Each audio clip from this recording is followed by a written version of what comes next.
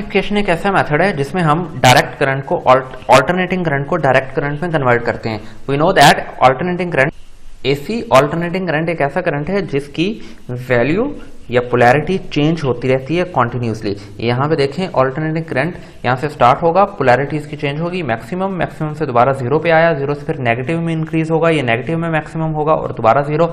इस तरह से इसकी वैल्यू एक साइन वेव फॉर्म की फॉर्म में चलती चली जाएगी। So this is said to be the alternating current. इसका ये बिहेवियर क्यों है, इसका ये बिहेवियर, इसकी generation, as we know that in order to generate alternating current हम कुछ इस तरह का सेटअप यूज करते हैं जिसमें एक कॉइल मैग्नेटिक फील्ड के अंदर कॉन्स्टेंटली 360 के एंगल पर रोटेट होती रहती है। सो इस कॉइल की रोटेशन की वजह से यहाँ से जो ईएमएफ जनरेट होती है उसकी वैल्यू भी चेंज होती चली जाए। यानी कभी एक ऐसा वक्त आएगा जब प्रोड्यूस्ड ईएमएफ या इंड्यूस्ड ईएमएफ या जनरेटेड ईएमएफ की वैल्यू मैक्सिमम होगी, कभी उसकी वैल्यू जीरो होगी, यानी जीरो और मैक्सिमम के दरमियान में उसकी वैल्यू चेंज होती चली जाएगी। से हमारे पास ऑल्टरनेटिंग करंट जनरेट होता है, लेकिन इस ऑल्टरनेटिंग करंट को हम हर जगह यूज नहीं कर सकते। फॉर एग्जाम्पल इस चेंजिंग पोलैरिटी वाले करंट को हम बैटरी के अंदर स्टोर नहीं कर सकते। इसी तरह बहुत सी ऐसी अप्लायंसेस हैं जिसमें चेंजिंग इलेक्ट्रिकल करंट यूज नहीं होता, इसलिए इस करंट को कन्वर्ट किया जाता है डायरेक्ट करंट में, यानी ऐसे करंट में जिसकी polarity over the time period change ना हो।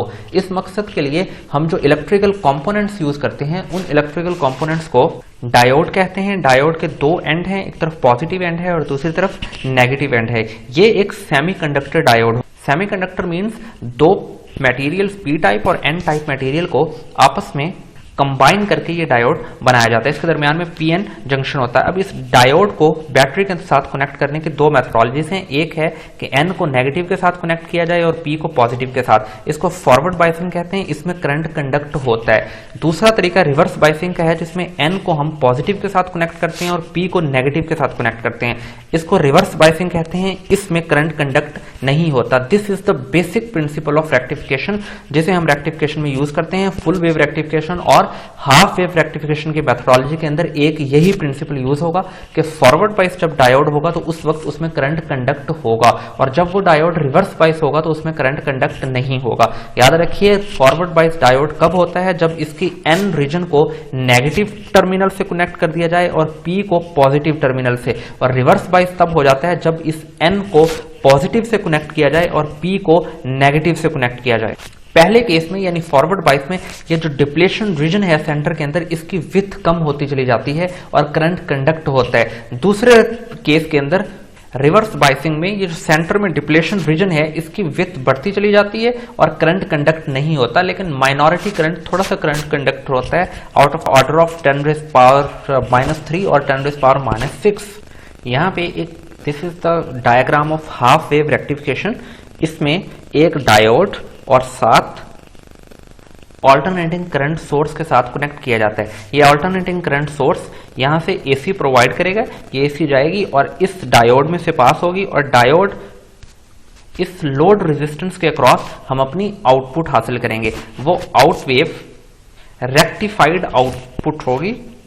इसे हाफ वेव रेक्टिफिकेशन इसलिए कहा जाता है कि एसी का हाफ पोर्शन तो डीसी में कन्वर्ट हो जाएगा, डायरेक्ट करंट में कन्वर्ट हो जाएगा, लेकिन उसका हाफ पोर्शन डायरेक्ट करंट में कन्वर्ट नहीं होगा, उसकी पोलैरिटी वैसे की वैसे चेंज होती चली जाएगी। सो ऐसा क्यों होता है इसको हम अब डिटेल में देखते हैं। This is the positive end of this diode and this and is negative.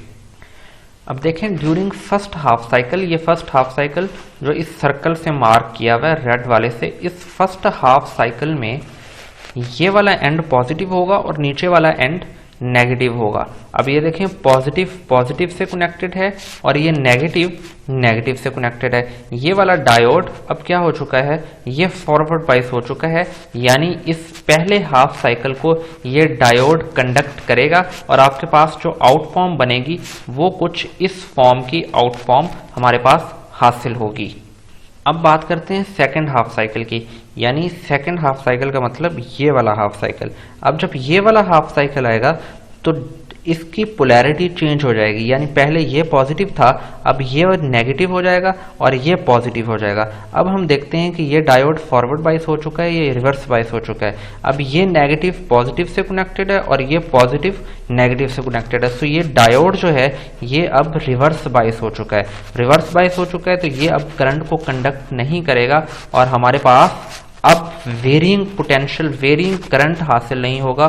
सो यानी एसी का ऑल्टरनेटिंग करंट का सिर्फ एक हिस्सा कंडक्ट हुआ है ये वाला, और दूसरा हिस्सा कंडक्ट नहीं हुआ। सो इसको कहते हैं हाफ वेव रेक्टिफिकेशन, और ये प्रोसेस इसी तरह से कंटिन्यू होगा और चलता रहेगा और हमारे पास इस तरह की एक आउटपुट इस लोअर रेजिस्टेंस के अक्रॉस हासिल होगी। सो ये एक सिंपल सा मैकेनिज्म है हाफ वेव रेक्टिफिकेशन का।